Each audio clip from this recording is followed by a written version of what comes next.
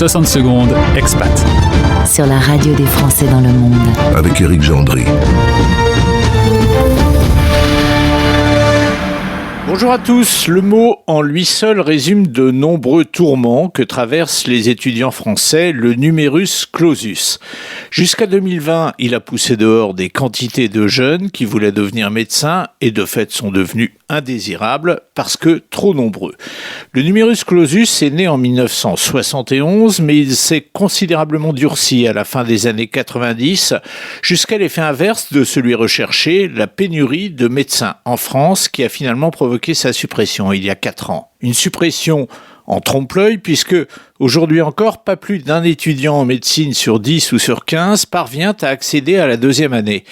Et nous en avons parlé récemment, les autres partent étudier à l'étranger. Le problème aujourd'hui, c'est que d'autres pays européens commencent eux aussi à limiter. C'est le cas en Suisse de la prestigieuse école polytechnique fédérale de Lausanne, l'EPFL, pour pouvoir, je cite, continuer à assurer la qualité des études en désengorgeant les amphis et en réduisant le nombre d'étudiants par professeur.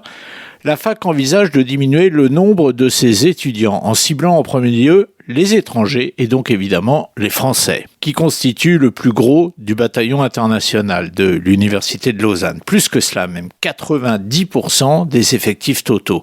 Ce sont des bacheliers qui souhaitent entrer en première année.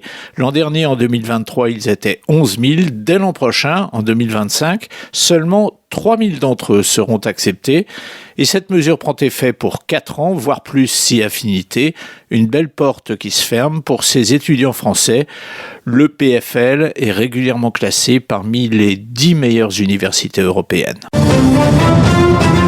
Plus d'infos et plus de podcasts, rendez-vous maintenant sur françaisdanslemonde.fr.